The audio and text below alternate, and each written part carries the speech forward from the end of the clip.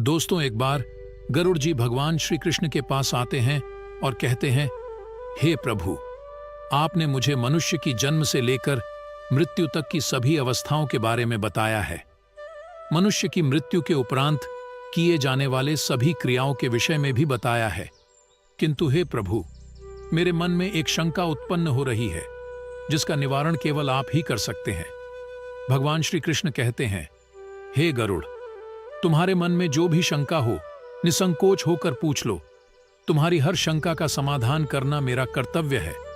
पक्षीराज गरुड़ कहते हैं, हे प्रभु, अब मेरे मन में यह जानने की जिज्ञासा हो रही है कि मनुष्य को कौन से कार्य निर्वस्त्र होकर नहीं करने चाहिए। निर्वस्त्र होकर इन कार्यों को करने से मनुष्य को कौन सा पाप लगता है तथा इनके पीछे क्या कारण है। तब भगवान श्री कृष्ण कहते हैं, हे पक्षीराज गरुड़, आज तुमने उत्तम प्रश्न किया है। तुम्हारे इस प्रश्न के उत्तर में समस्त मानव जाति का कल्याण छिपा हुआ है। तुमने यह सत्य ही कहा है कि मनुष्य को कभी निर्वस्त्र होकर भोजन, स्नान तथा शयन नहीं करना चाहिए। निर्वस्त्र होकर यह 3 काम करने से इसका मनुष्य के जीवन पर अशुभ प्रभाव पड़ता है। तुम्हारे इन प्रश्नों के उत्तर देने से पूर्व मैं तुम्हें एक ब्राह्मण का प्राचीन इतिहास सुनाता हूं। इस प्राचीन कथा के माध्यम से तुम्हें तुम्हारे सभी प्रश्नों के उत्तर प्राप्त हो जाएंगे। इसीलिए तुम इस कथा को ध्यान से अवश्य सुनो। इस कथा को सुनने मात्र से ही मनुष्य के पापों का नाश होता है। गरुड़ जी कहते हैं, हे प्रभु, आपके मुख से इस कथा को सुनना मेरा सौभाग्य है। कृपया आप मुझसे वह कथा कहिए। मैं इसे ध्यान से पूरा सुनूंगा और तीनों लोकों में इसका प्रचार करूंगा। भगवान श्री कृष्ण कहते हैं, हे खग, अच्छा ठीक है, अब तुम इस कथा को ध्यान से सुनो। मैं तुम्हें वह कथा सुनाने जा रहा हूं। प्राचीन काल की बात है। मध्य देश में एक अत्यंत शोभायमान नगरी थी। उस नगरी में देव शर्मा नाम का एक विद्वान ब्राह्मण रहता था। उसने चारों वेदों का तथा समस्त शास्त्रों का अध्ययन किया हुआ था। वह नित्य भगवत गीता का पठन किया करता था। देव शर्मा भगवान विष्णु का परम भक्त था। नित्य भगवान विष्णु की पूजा आराधना किया करता था। एक दिन देव शर्मा तीर्थ स्थान पर जाने के लिए घर से निकलता है।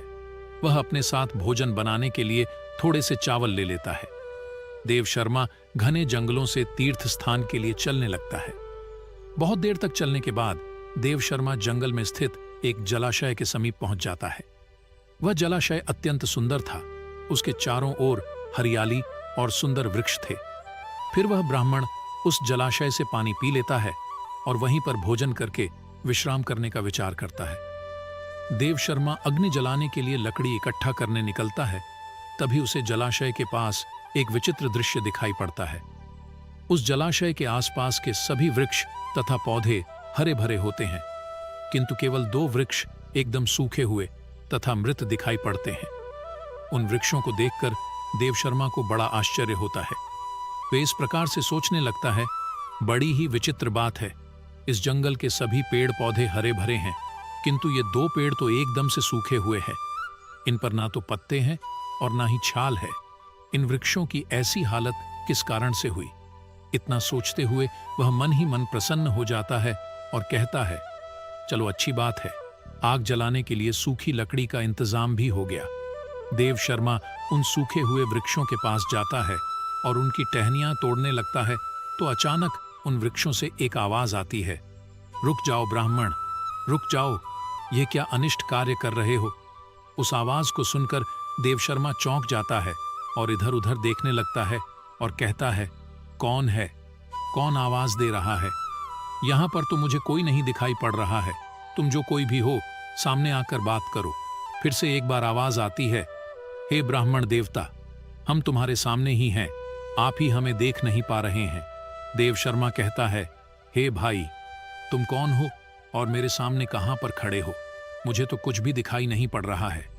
फिर से वह आवाज आती है, हे ब्राह्मण देवता, आप जिस वृक्ष की टहनी तोड़ रहे हैं, मैं वही वृक्ष बात कर रहा हूं, किंतु आप मुझे पहचान नहीं पा रहे हो। देव शर्मा ब्राह्मण घबरा जाता है और इधर उधर देखने लगता है तो उसकी दृष्टि उन 2 पेड़ों पर पड़ती है। वह देखता है कि वे पेड़ मनुष्य की वाणी में बात कर रहे हैं। इस विचित्र घटना को देखकर देव शर्मा को बड़ा आश्चर्य हो जाता है। वह कहने लगता है, बड़ी ही विचित्र बात है, ये मृत पेड़ तो मनुष्यों की वाणी में बात कर रहे हैं। ये प्रभु की कैसी विचित्र लीला है। देव शर्मा उन मृत वृक्षों से कहने लगता है, हे वृक्षों, तुम कौन हो और तुम मनुष्य की वाणी में कैसे बात कर रहे हो, और तुम्हें वृक्षों का शरीर कैसे मिला? तुम्हारे समीप इतना बड़ा जलाशय होने के बावजूद भी तुम सूखे हुए हो और बाकी सभी पेड़ पौधे हरे भरे हैं। आखिर ऐसा कैसे संभव है? देव शर्मा की बात सुनकर वह पेड़ बोलने लगता है, हे ब्राह्मण देवता, हमारी ऐसी दशा हमारे कर्मों के कारण ही हुई है। हमने पिछले जन्म में जो पाप किए थे उसी का फल भुगत रहे हैं। देव शर्मा कहता है, हे वृक्ष, कृपा करके आप मुझे आपके पिछले जन्म का वृतांत सुनाइए। तब वह वृक्ष बोलने लगता है, हे ब्राह्मण देवता, अब हम आपको हमारे पिछले जन्म का वृतांत सुनाते हैं। पूर्व काल में मैं धनेश्वर नाम का वैश्य था और ये मेरी पत्नी दुर्मति थी। हम दोनों ही कांचीपुरी में निवास करते थे। मेरा स्वभाव अत्यंत दुष्ट और क्रूर था। मैं लोगों को ब्याज देकर धन कमाया करता था। मेरी पत्नी भी अत्यंत क्रूर और दुष्ट स्वभाव की थी। उसने कभी अपने द्वार पर आए अतिथियों का सम्मान नहीं किया। हमने कभी दान धर्म भी नहीं किया। सदैव ही दीन और गरीब लोगों को सताया करते थे। उस समय हमारी कोई संतान नहीं थी। हम दोनों ही संतान सुख प्राप्ति के लिए भोग विलास किया करते थे।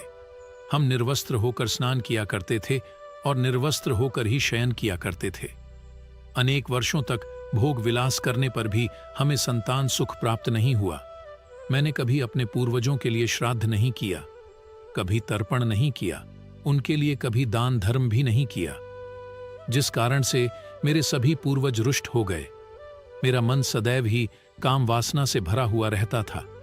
हम दोनों पति पत्नी दिन रात भोग विलास किया करते थे। निर्वस्त्र होकर ही स्नान, भोजन तथा शयन किया करते थे, जिससे समस्त देवी देवता और पितृ भी हमसे रुष्ट हो गए। इस प्रकार से अनेक वर्ष बीत जाने के पश्चात हम पुत्र प्राप्ति की कामना से तीर्थ यात्रा पर निकले।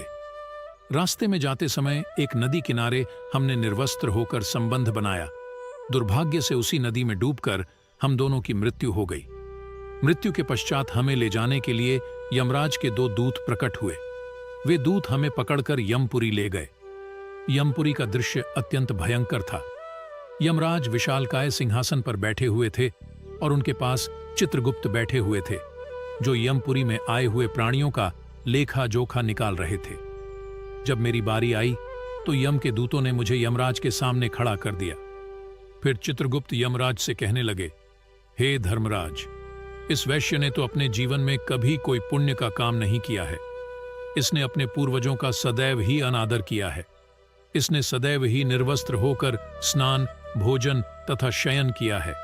इसीलिए यह केवल नरक जाने के ही योग्य है। इस प्रकार से चित्रगुप्त ने मेरे कर्मों का लेखा जोखा यमराज को बताया। यमराज मुझे देखकर कहने लगे, अरे दुष्ट, तूने तो कभी कोई पुण्य के काम नहीं किए हैं। तूने सदैव ही निर्वस्त्र होकर स्नान करके वरुण देवता का अपमान किया है। निर्वस्त्र शयन करके तूने अपने पूर्वजों को अपमानित किया है तथा निर्वस्त्र भोजन करके तूने अन्न का भी अपमान किया है। इसीलिए तुझे नरक में ही डाल दिया जाएगा। इस प्रकार से यमराज ने अपने दूतों को आज्ञा देकर मुझे नरक में डाल दिया। मेरे पश्चात मेरी पत्नी को यमराज के सामने लाकर खड़ा किया गया।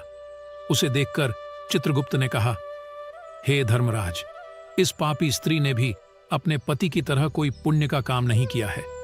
इसने भी निर्वस्त्र होकर ही स्नान, भोजन तथा शयन किया है। इसने समस्त देवी देवताओं और पितरों का अपमान किया है। अतः यह भी नरक जाने के ही योग्य है। इस प्रकार से यमराज ने हमारे पाप कर्मों को देखते हुए हम दोनों को ही नरक में डाल दिया। नरक में सजा भुगतने के पश्चात हमें वृक्ष का शरीर प्राप्त हुआ। जैसे जैसे हम बड़े हुए, हमारे सारे पत्ते भी गिर गए और हमारी छाल भी नष्ट हो गई। निर्वस्त्र कार्य करने के कारण इस जन्म में वृक्ष के रूप में हमारा वृक्ष रूपी शरीर भी नग्न हो गया और हम कष्ट भुगत रहे हैं। हे विप्रवर, कृपा करके हमें इस कष्ट से मुक्ति दिलाने के लिए कोई उपाय कीजिए। इस प्रकार से उन दोनों की बात सुनकर देवशर्मा को उन पर बड़ी दया आ गई। देवशर्मा उसी स्थान पर बैठकर भगवान विष्णु की प्रार्थना करने लगा, और वृक्ष बने उस वैश्य और उसकी पत्नी की मुक्ति की कामना करने लगा। देव शर्मा कहने लगा, हे प्रभु, मैं अपने भगवत गीता के पाठ का पुण्य इन वैश्य पति पत्नी को प्रदान करता हूँ। कृपा करके आप इन दोनों को मुक्ति प्रदान कीजिए। इतना कहते ही वे दोनों वृक्ष धड़ाम से टूटकर जमीन पर गिर पड़े और उसके अंदर से अत्यंत सुंदर वस्त्र परिधान किया हुआ वैश्य और उसकी पत्नी प्रकट हुए। फिर उस स्थान पर भगवान विष्णु के 2 पार्षद प्रकट हुए और उन दोनों को दिव्य विमान में बिठाकर दिव्य लोक को चले गए। इस प्रकार से भगवत गीता के पठन का पुण्य प्राप्त करके वह वैश्य और उसकी पत्नी दोनों को ही मोक्ष की प्राप्ति हुई। भगवान श्री कृष्ण कहते हैं, हे पक्षीराज, मनुष्य को कभी भी निर्वस्त्र होकर भोजन, शयन और स्नान नहीं करना चाहिए। निर्वस्त्र स्नान करने से जल के देवता वरुण का अपमान होता है। निर्वस्त्र भोजन करने से अन्न की देवी मां अन्नपूर्णा का अपमान होता है और निर्वस्त्र शयन करने से समस्त पितृगण रुष्ट हो जाते हैं। इसीलिए मनुष्य को निर्वस्त्र होकर ये 3 काम नहीं करने चाहिए। तो दोस्तों, इस प्रकार से भगवान श्री कृष्ण ने गरुड़ जी को महत्वपूर्ण ज्ञान दिया है। आपको यह कथा कैसी लगी, कमेंट करके अवश्य बताएं। जानकारी अच्छी लगी तो वीडियो को लाइक जरूर करें और कमेंट में जय श्री कृष्ण अवश्य लिखें। साथ ही चैनल को सब्सक्राइब करें। आप सभी का धन्यवाद।